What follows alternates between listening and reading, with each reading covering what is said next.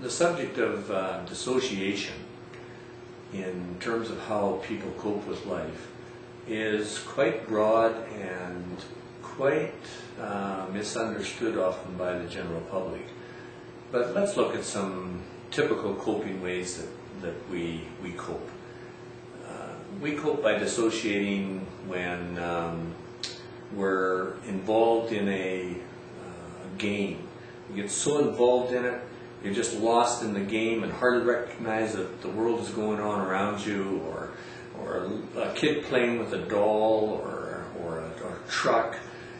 They become the driver, they become the other doll, they become whoever it is within that environment that is not them anymore. It is some projected image of something else. That's a way of dissociating. That's an acceptable dissociation for the most part. It's natural play, it's getting involved in a book and just living in that. That's normal for that to happen.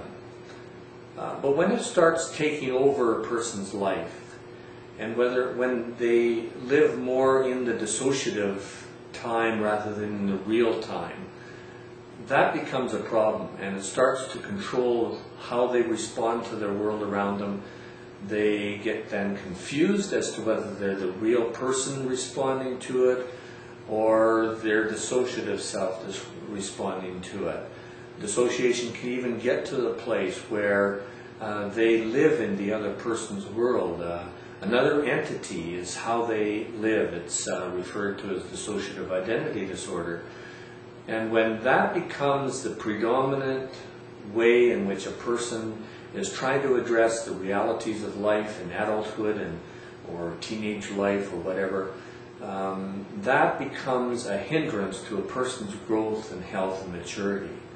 So sometimes the reason that has developed, or the cause for that developing, is really about trying to cope with the kind of pressure that is going on in their life, and they can't face it. They can't face the reality of what's going on.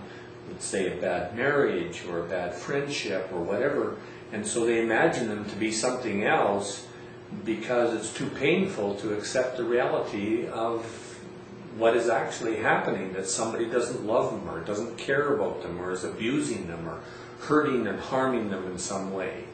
And so dissociation is an escape option for people to use.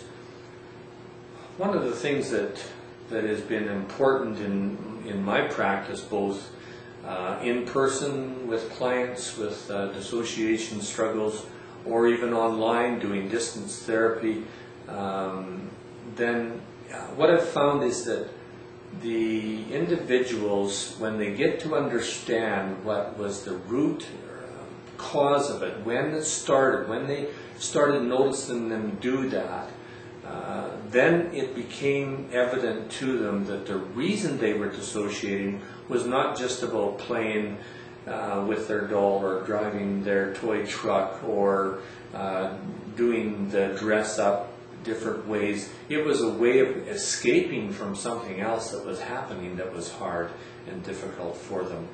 And so when they see the beginnings of it and then how it developed to become a way of life for them as an adult, it is much easier for them to go back to that foundation, to reestablish it differently and realize, no, I was not wrong back there when I had to cope and live driving my truck.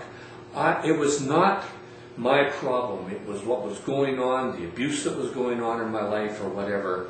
And that's what drove me to keep getting away from the reality.